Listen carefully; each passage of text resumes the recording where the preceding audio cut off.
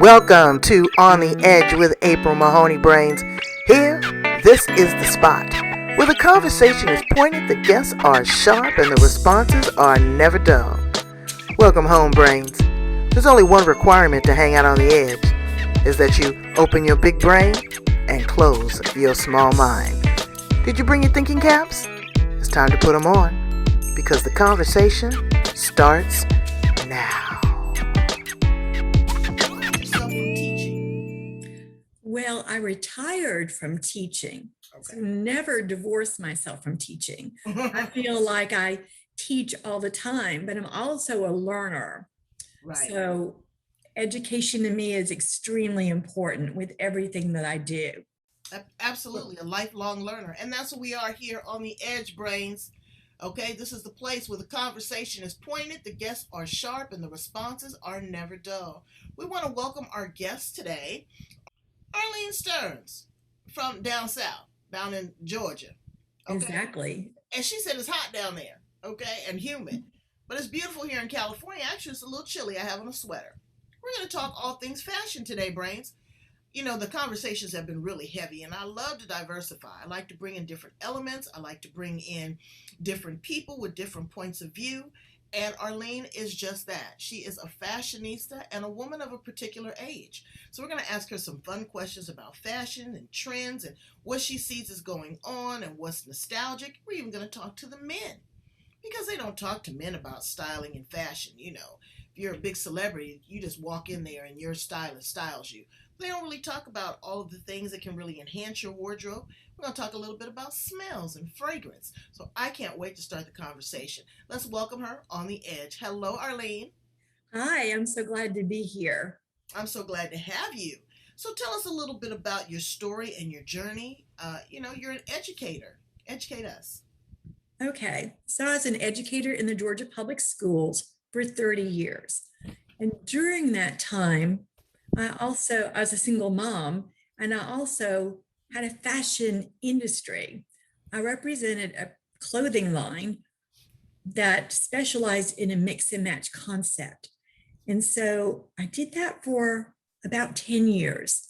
Loved it. And I won 4 national awards doing that for my expertise in the mix and match concept. So over almost, I think it's getting close to 20 years, I probably have styled 1,000 women. Wow. And I love it because I've also worked in a small boutique after I retired. I always loved intimate boutique. You don't find those now, but they're going to come back because all the big box stores, have gone out of business. The Macy's and the Bloomingdale's and the Saks and the Neiman's and the Nordstroms. Oh my God. They have just diminished and everything is online. But I think that the boutique is really going to come back because you want that intimate feeling. You want someone to say, hey, why don't you put on some accessories? Why don't you wear a scarf with that? Or how would that look with maybe that's a little bit too big. Maybe you want to look at a different color. You can't do that online. No. And my fear is that everybody will just have an Amazon dress. Everybody will look kind of the same, and it will take the choice away from it. Because every day is a choose day. You choose how you're going to show up, and you choose what you're going to wear, and you choose your mood for the day, whether you're going to be happy, that your attitude and that you project that all day long, but you choose it. And I find that people that just rely on ordering online, they wind up wasting time because most of the time they have to send it back because it doesn't fit them. It's not the quality that they thought it was going to be. It doesn't flatter them for some reason. So my hope is that people do return to a smaller boutique, not necessarily a big department store, but where you get that assistance, because I loved doing that for women. And I never wanted them to settle. I always wanted them to look and feel fabulous. Right. If it didn't make you look and feel fabulous, you didn't need it. You didn't need another thing hanging in your closet that you weren't going to wear. Well, you know that the statistics show that a woman wears 20% of her clothes 80% of the time. It's the same jeans that feel comfortable. It's the same top. But again, The boutique, I love that because you've got your sales associate. They know what you like.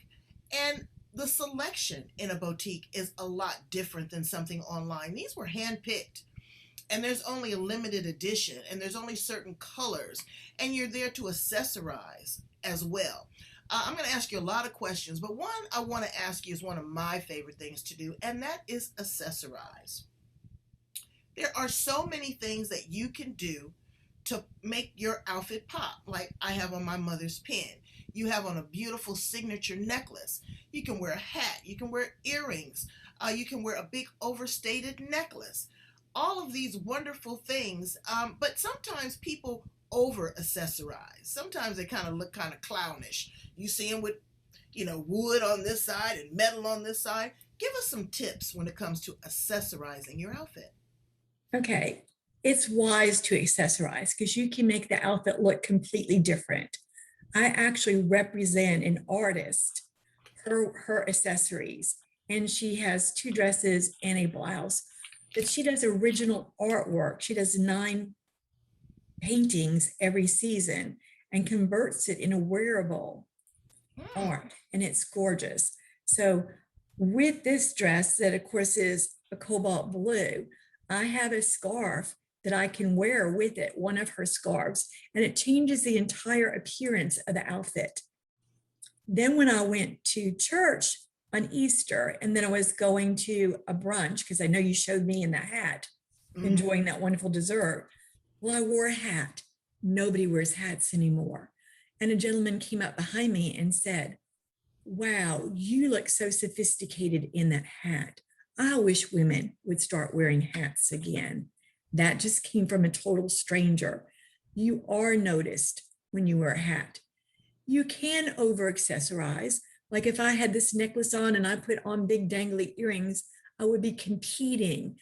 This necklace already draws the attention up to my face, which is where you want the attention, on your face. So I could opt not to wear the necklace, maybe to have a scarf and have on smaller earrings. There are just so many things. One of the colors that I could even wear with this that pops was yellow. Oh, yes. Now, I personally fade away when I wear yellow. It's not a good color for me, but it's a great accessory color for me. If I have a yellow bag or yellow shoes on, it just adds that pop to the outfit. So it really is a great way to change the look of your outfit, even wearing a belt as an accessory. Right. There, almost any figure type could wear a belt, depending on if somebody shows them how to wear it. That's all the difference in the world. Again, the over accessorizing can be much. So what I was always taught is instead of putting something else on, take something off. Right. Yes. I mean, like I have one accessory on that's a statement necklace, and it makes the outfit pop. And of course, my glasses are also considered an accessory. And I just had these fun colored readers that match my outfit. Eyeglasses can take 10 to 15 years off your look. Exactly. If you get the right pair, right, they can make you look old, or they can make you really pop and be snazzy. You just need to get the right shape for your face. I want to go back to hats because I love hats. Oh my God, I love them. And let me tell you, that is a great networking tool, Brains. If you step into a networking lunch or meeting and you have on a hat, you automatically draw the attention of the room. It is a statement piece. It shows class, it shows elegance, it shows fun, it shows that you're daring. Mm-hmm. All of these type of things. And even with hats, you can change the accessories. You can get a plain hat, put a brooch on it, put a scarf around it, or maybe tie a scarf around your head and put the hat on top of it. You know, you used to see all of the beautiful actresses driving down the 101 highway in a convertible, and they have a beautiful scarf wrapped or draped around in a beautiful brooch. You know, so there's a lot of ways to accent your outfits without spending a lot of money. Let's talk about the cost of clothing right now. You know, going back to the hats just for a second, April, There's somebody that uses it as her signature style. I've never seen her without a hat. Oh, wow. Kind of like, the queen. You hardly ever see her without her hat that matches her whole ensemble. Mm-hmm. That this particular person never liked her hair. It was kind of thin. She didn't like it. And she always had a hat on, but it was her signature look, her signature style. And she did get attention everywhere she went. She stood out. All right, so let me jump around here. With regards to your handbag and your shoes, what do you feel? Do you feel that they should match? Is that still a trend? It used to be with my mother. If your shoes was red, your bag better be red. Right. That's kind of like how it was years ago. I kind of grew up with that idea as well. But now it's mixed and matched. Like you don't have to be so matchy. And it's makes the outfit actually more interesting if everything doesn't look so matchy. Years ago, you didn't wear like gold and silver together. And Right. now you'll see different necklaces that combine gold and silver. It kind of makes it more interesting. So no, your handbag doesn't need to be the same color as your shoes. And I guess the Kate Middleton, for one, really started the trend of the nude pump that goes with everything. Because I can remember she had the red dress on, which you would expect red shoes, but she had nude shoes on, and it made her leg line look a lot longer. She already has beautiful legs and she's tall, but it extended her leg line. So it didn't interrupt her and looked beautiful. Okay. So now let's talk about, jewelry mixing and matching. Some people have on metals. Some people then have on, metals on this arm and wood on this arm and metallic here. What is a great rule of thumb when trying to put your accessories together, your jewelry accessories together?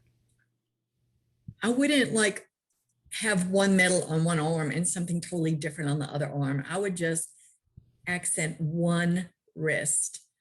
Okay. And I wouldn't have something flashy here and then something also flashy here, because your eye would not know what to really look at. You would be in so much competition. So, in a way, less is more. Right. Even with dressing, even with your purchases, less can be more. So now great segue. Let's talk about that, because there's certain items that I will invest in. Like a good pair of black boots. I know I'm going to wear those.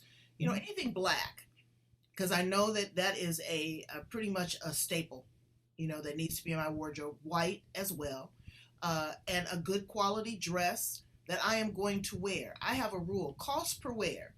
If I spend $100 for something, I'm going to wear it at least 10 times consecutively and just change the accessory, because I need cost per wear. Now you've got a lot of these retail stores, $5 stores, $6 stores. You can get some cute stuff there, but the durability. And also you want to be careful of these online shopping. I'm not going to call these companies out, but I could have.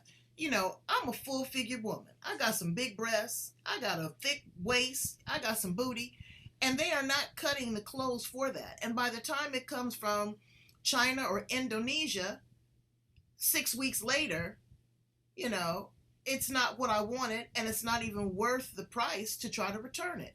Give us some suggestions on, cost per wear. Just like you were saying, if you look at what you're investing in the piece, its durability, its quality, and I like to call them classic pieces. So they're not going to go in and out of style. I really believe in classic pieces, like a classic blazer. There are umpteen different styles of jackets. When you invest in one that looks right on your torso, on your body shape, you can wear that jacket in so many ways. You can wear it over a dress. You could wear it with slacks. You could wear it with a skirt.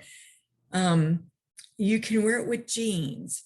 So, blazers run to get a decent blazer, it's going to be a little over $100 or around that one, but they can run into the thousands of dollars if like you get an Armani or Gucci or whatever. The average woman doesn't need that designer label to invest like thousands of dollars unless you're in Hollywood, whatever, and have that kind of income. But when I know about, but then if you look at like H&M maybe, and that they get blazers for what, $20 or $30, that after you wear it a few times, it's going to fall apart. It's not going to be there for the long haul. And it's going to probably look inexpensive as well. Right. So, you just, to me, it's worth what you invest in yourself is money that's well spent. But what you do is, again, once you make that investment, Brains, you got to wear it. You right. have it in the closet looking at you. Right. And I really believe in mix and matching to have a functional, what I call a functional wardrobe. So everything mixes and matches, that it's kind of like a no-brainer than what you're going to wear, kind of thing. That's what I do when I travel. It makes it easy. When I travel, I decide, okay, what colors am I going to wear? If I'm going to wear yellow and blue, everything is yellow and blue. So if I have on the pants or the top or whatever, it all coordinates. I don't have to, be reinventing myself. I don't have to pack a lot of clothes. Everything goes together. So now let's talk a little bit about men's fashion, because they don't touch men. Like I said, you'll have a stylist that'll come in, and some things that I really like to see on a man is I love to see their neckwear, their tie. I love to see their watch. And I also love a good smelling man, not over smelly, but a good smelling man. I'm telling you, you got some pretty teeth and you smell good. You got my attention, brother. Exactly. Right. I also work with men, and the men that I've worked with have been just delighted because they didn't have to touch a rack. They didn't touch one piece of clothing. I already had everything pre-selected. It mixed and matched, and they liked that. I showed them exactly what shirt went with what pants. The shoes are important as well. Yes, shoes, yes. Not tennis shoes, not athletic shoes, and that they be polished. But now there's some kind of suede styles in that really are sharp. They're kind of a cross between, they have like a rubber bottom on them that they're seen all over Wall Street, but then they're leather on the top, or they're this wonderful suede. They're really in style.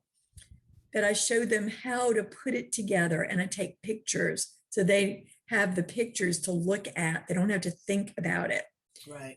And then one thing that I really like, a nice dress shirt on a man, and for them to spend the money to have them professionally cleaned and ironed, be nice and crisp. It makes an impression on me. It really stands out. Absolutely. One thing that can distinguish a man is a tie. Some men decide they're going to be a little bit different and do a bow tie. Yes. Because most men don't do bow ties. But I worked a long time, when I was in college, at Lord & Taylor in the men's department, and I would coordinate the shirts and ties, and I would ask, especially if the wife was shopping for him, like, what kind of personality does he have? Is he very conservative? Will he go outside the box a little bit? Will he have something that's a little bit more exciting, a little bit bolder? Because it can really express your personality, the tie. Well, you know what? And they have to be careful with those ties, because I see some of these NFL commentators, and you talking about busy. I don't know who their stylist is. Their tie and their jacket and their shirt, they are all over the place. But a couple things too, they forget about cufflinks. I think cufflinks are sexy. When a man pulls like this and he's got a bad watch on and some cufflinks, that my eye draws right to that. Gets my attention too. It means that he's sharp. He has attention to detail. Yes. And my CPA has cufflinks, and I noticed it right away. Oh yeah. He could take his jacket off. He had a tie on, but those cufflinks meant, yes, kind of high quality, wanting to be head and shoulders above the rest, kind of set him apart. It does. And then I do like a great cologne. I don't want to smell you before you ever enter the room or for 10 minutes after you leave the room, but I love kind of a spicy smell cologne. I do too. It's It natural. gets my attention. It But gets again, it can be overdone. So it's just that little splash. Also for women, they overdo lots of times too. And you never know. Well, I was in the cosmetic industry for a long time, and a lot of people and a lot of my guests on my show, I send them beautiful blessing essential oils. These are pure oils that have no alcohol in them. They're no animal testing. They don't irritate the skin, and a little bit goes a long way. Mhm. So, my mother lost her sense of smell, and boy, she would lay it on. Youth Do by Estee Lauder, baby. That's something that you don't do too heavy. Right. And I say, Mama, the fragrance is really, an introduction to other people. It's not to saturate yourself in. So I get it. Then lavender is an essential oil. Like if you have a little bit of anxiety, maybe you're going to be doing a major presentation or stepping on stage, talking to lots of people, and that little anxiety, that lavender oil can just calm you down. And it just has a very faint, depending on how much you put on again, Right. has a nice little faint odor. So But check it has a calming the effect. foods that you're getting, and make sure that you're getting more oils than you're actually getting alcohol, and then it doesn't last very long, and it's very expensive. I want to dial back and tell you a cute little story about some shoes. My grandma, I can tell this story because both of them have passed away. My grandmother caught my grandfather cheating on her by his shoes. And I was like, she says, let me tell you. She says, you can tell a lot about the character of a man by his shoes. What type he wears, if they're polished, if they're runt over, if they're scuffed up, if he wears boots all the time, or when he takes them off and his feet stink. So what happened was, he had taken his shoes off apparently somewhere because he wore Stacey Adams. And he always wore a fedora hat. Well, when he came home, how that leaves the imprint of the hat? It wasn't there.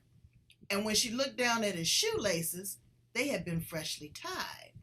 Because after you wear your shoes, your shoelaces fall over. Well, needless to say, he has some explaining to do. Why were you somewhere and your hat and your shoes were off? So ladies, you can tell a lot about the character of a man by his shoes. But also women, your shoes. If your heels are not on there and the leather is off the back and it looks like you're walking on your ankles instead of on your feet, it's time to either see the shoe cobbler or get a new pair of shoes. You need to also polish your boots. You need to be careful of the shoes that you wear. Sometimes we just can't wear stilettos. Sometimes you look better in a kitten heel if you can't walk in them. Practice walking. I used to do that on the treadmill, one foot in front of the other, because people are looking at you and they're whispering and they're talking about you behind your back. You could have on a $5,000 outfit and be looking like 50 cents. Am I right, Arlene? Correct. Because they'll notice everything. Everything. And shoes are important. It's really like one of my clients, she wanted to, I do believe in wearing heels if you can wear them, pumps that are, a reasonable height. Again, not so high that you're teeter-tottering on them. So I wasn't with her and she ordered some online. She ordered 2 pairs, in fact. And one of my friends said, Arlene, she could hardly walk in them. She was teeter-tottering. So she already wore the 1 pair and I convinced her she needed to send the other pair back. We went and got her a black lower pump that she was comfortable in. But even if you can't wear a pump, you could do a wedge, a little wedge heel, a kitten heel. Some of the heels are thicker now, just again, depending on your shape, but it's really important to be comfortable. And then this story was told to me. There was a female speaker and she was delivering this fabulous speech in front of this huge audience. She took her shoes off and she lost all credibility when she did that. Well, you never see a man take his shoes off in the middle on stage. Right. So you have to look. Patti LaBelle, baby, she will kick those shoes off and the crowd goes crazy. Right, because she's Patti LaBelle. And she might be doing like loose, what is it? Kick off your shoes, Right. you know, kind of thing. Exactly. Put loose, yeah. But That when you if kick you're a off your shoes, speaker delivering an important, talk, taking your shoes off probably is not the best idea. well, and if you take your shoes off or you wear sandals, ladies, please, please put some lotion on those feet. Because And have a pedicure. have a pedicure. Some folks' feet look like they could scrub a skillet with them. Yes, I said it, and it's unattractive. People are looking at you. You know, take a little pride in yourself. Put a little lotion on your elbows and your knees. That is a part of the presentation because you never get a second chance to make a first impression. And that's exactly right. And studies have shown that they've already judged you on your capability and credibility in less than a second. Yep. It's almost immediately when they make eye contact with you, they already looked you up and down and they decide you're good for the part or you're not. Mm-hmm. Like you're projecting the image that they want or you don't. And your It breath doesn't matter how many credentials you have, how many PhDs or whatever, what your resume is. If you don't make an awesome first impression, you don't get the job. and You're your not going to be taken seriously. right. The breath is a part of that. You got weed smoke on you because people think that's fashionable now here in California. It's nasty. It stinks. Cigarette smoke, on your hands, your breath, you haven't flossed or been to the dentist in a while. Trust me, if you can smell your own breath, other people can smell it too. Always pop a mint. I know my pastor used to do that, girl. He put a little mint in his mouth before he give the benediction, and the women would fall all out, because he's hallelujah and praising, and he's smelling good, and the blessing is coming from his mouth, and it's smelling good. But all of this is a part of the package and the presentation that you deliver to people. So, Arlene, you have been a wealth of information. Yes, you are. Is there anything else that you'd like to add to this conversation that we can kind of get ourselves together so we present our best? Just as you were just talking about, the essential grooming is really important. Then your total package, your total look. Make sure you look in the mirror, frontwards and back. Mm-hmm. Look at the back of you. So if I have this blue dress on, which I do, if I put on a white short jacket, let's say, or a white cardigan, and it's short or red, and I turn around, it could be drawing a line across my backside in a place that's not very flattering. Could be at my widest part. We don't want to accentuate our widest parts. So also just make sure that you're looking at your front presentation and the back, because I see women making that mistake quite a bit.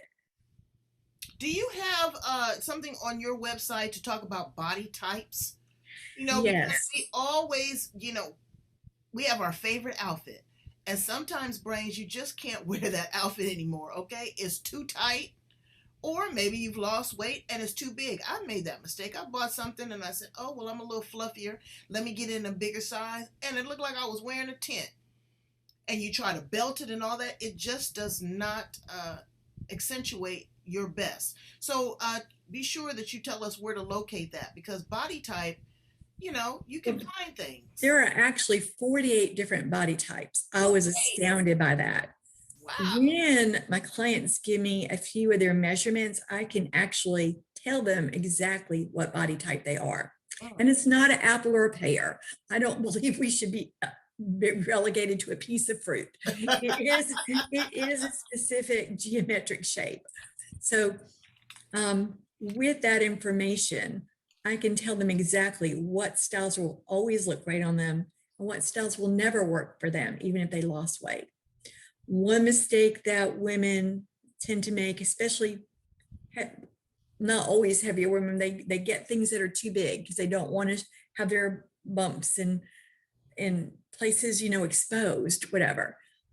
And I don't ever recommend that they be exposed, but they get it too big and tent-like, and it makes them look larger than they actually are.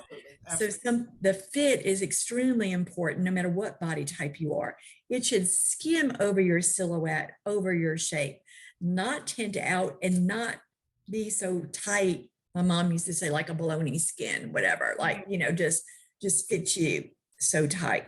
It kind of should fit you like a glove. It should skim over you and accentuate your best parts. I want to ask you about body shapers and the right underwear. You know, what I can't stand, and it is one of my pet peeves, is a bra strap. Oh yeah. I do not like to see you got on a white top and you got this black bra strap, or you've got a one that ties around the neck and you got the bra straps coming here, or you got a big old panty line, or you got panties that's showing your muffin top. Tell us a little bit about appropriate undergarments that you should. Okay. Undergarments can make a world of difference. They can even make you look like 10 pounds slimmer, take off an inch on your waist. I remember wearing one dress that I didn't have the right undergarments on. I didn't realize that was showing kind of these little side muffin splurges. And I'd used some shapewear, and it made all the difference in the world when I put that dress on, because I no longer had these little splooges on the side that were unnecessary. It seems like bra straps are kind of popular now to show. I'll have different color bras and, to go with their outfit kind of thing, but I don't particularly care for that look. That's my own opinion. But you'll see the halter tops and stuff with bra straps showing.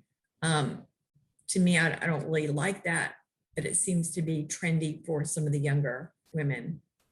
And even like the see-through tops where they're showing like their black bra, their lingerie. And that, to me, it's just a matter of taste. It's not my taste. Right. Now, some of it is sexy. You got a sheer black. Yeah, yeah. But if I had that skinny little bod, I guess, and was 20 and it looked appropriate, the occasion I was going to and that was appropriate, then yeah. But I think that, a woman should invest in a good bra. Number one, you were talking about not just for the look, but for the support. Right. Back and breast. It's going to make a lot of difference to lift those girls up. So, right. And how the garment fits and looks on you. You should have a good spank or a good body shaper down at the bottom, whatever works for you. Mm-hmm. I believe in, they got the Spanx with the booty out so that you don't have the panty line. Right. You don't show that. And you know what else I have worn about 2 weeks ago? Some nylons. Yes, I did. And my husband said, "Ooh, your legs look pretty." I hadn't worn nylons in forever. Some of that's coming back, like the garter belt and that, because it's kind of like sexy. Mm-hmm. So, yeah. Yes. I heard that they even have body shapers for men. They've got men's Spanx. Oh, I didn't know that. Oh, yeah. Oh, yeah. Because you know what? It's nice not to have your belt buckle down near your genitals. Is to have it where it actually goes, and you can you can actually tuck it in. So yeah, I get that. I totally get that. But that's definitely important that you have some good body shapers. And a lot of times we get the muffin tops because we are wearing our pants the wrong size. Mm-hmm. So you should be able to put your like 2 fingers around your waist, and you shouldn't have to like lie down on the bed to zip up your pants kind of thing and squeeze into them, because then that does give you the muffin top. Which isn't attractive. Absolutely. So we weren't born with muffin tops. We create them if we wear stuff that's too tight. And invest in a strapless bra. Right. They've got them. They're so versatile. You can take the hooks off of them, right. And go in and get fitted and make sure that you are wearing the proper undergarments. Yes, those are really important, April. Mm-hmm. And it makes all the difference on how your clothes look. Absolutely. Okay. So, like the wider leg pants are in. If you have wider leg pants, make sure you have a fitted top. You don't want to put 2 flowy items together because it'll make you look like you've gained lots of weight. It'll make you look really large. And many of us have either gone up in size or down in size due to COVID. So, very few of us have actually remained the same. So if you're needing to get a new wardrobe, if you're going to re-enter the workforce, which I've just helped somebody recently select her outfit, and we did it virtually. Hmm. It's very affordable. We did it virtually, and I selected her outfit on what she showed me, and I told her exactly why that outfit was the best one. So from head to toe, I told her what to wear with what she had, and she stepped into that high-paying position. She nailed the interview. She did a great job. This was maybe her third or fourth interview, and it was going to be an in-person one. She Wow. said, Arlene, I haven't been on an in-person interview. I haven't been in the corporate world probably 5 years. I have like no idea what to wear. Mhm. It's better to be a little bit overdressed than underdressed. Right. Always. Right. And color. People are afraid of color. I got some friends, they don't wear anything but black. To me, and this is just a personal thing, I think that lacks creativity. And it says something about a person's character. I shouldn't say it says something about him, but it can insinuate that this person is dark and dreary. I mean, always wearing black. Black is cool, but throw a pop of color, throw a pin, a scarf, a hat, something. Wouldn't you agree? Yes. And actually, as we mature, black is kind of harsh and it shows off our wrinkles. So it's not the best color to always wear up by your face. I believe a black skirt and a black pair of slacks that are super fitting on you are like two essential pieces that you should have in your wardrobe because they're so versatile. You can do so much with it. But yes, that pop of color around your face can make all the difference in the world because none of us want to look older. I don't think. Not me anyway. And there's been a lot of brouhaha in the black community about these, and you probably seen it down there in Georgia, these young women wearing these bonnets, and it's not attractive. You got your lashes on, your makeup's on, and you got a bonnet on your head, and you got on these flip-flops. Now, you can come after me if you want. I don't care. But I agree with Monique. You need to represent your best when you step outside of that door. I made a snafu. I went over to the park, and I was not in a good mood. I was just trying to get my head together. And my husband said, baby, you sure you kind of looking kind of strange. You don't want to put it together a little bit more. And I'm like, no, I'm just frustrated. I'm not going to see anybody. I went out and saw one of my best friends, an arch rival, and she saw me looking like the cat drugged me in. I was so embarrassed. But it taught me a valuable lesson that when I step outside that door, that I need to put myself somewhat together. You don't have to be with your lashes and your makeup on, but you need to be color coordinated. You need to do something with your hair, if it's a hat, if it's a wig, but you need to really represent who you want the world to see.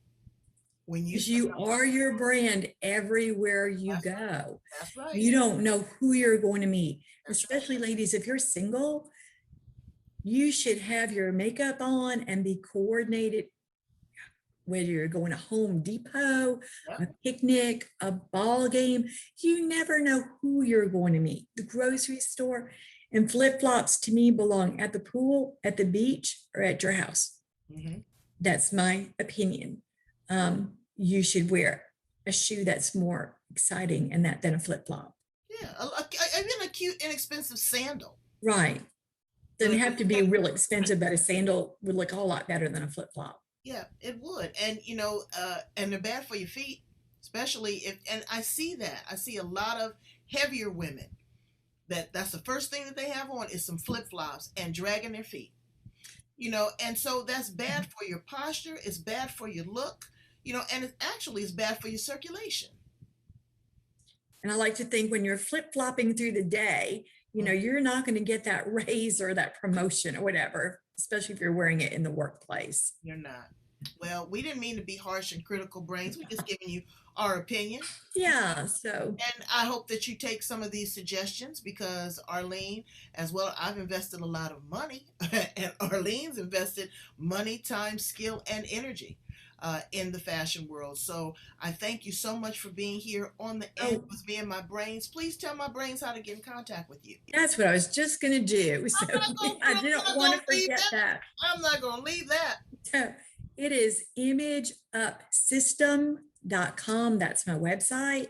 There's a calendar link on there. I do a free 30-minute consultation We will talk about where you are right now in your style journey, where you want to be, what image you want to project, and we'll make a plan to get you there. So you could reach out to me also, just send me an email. It's Arlene at Image Up System. I've kept it very, very consistent. Facebook, it is Image Up System. So everywhere you go, it's Image Up System. But the website is imageupsystem.com.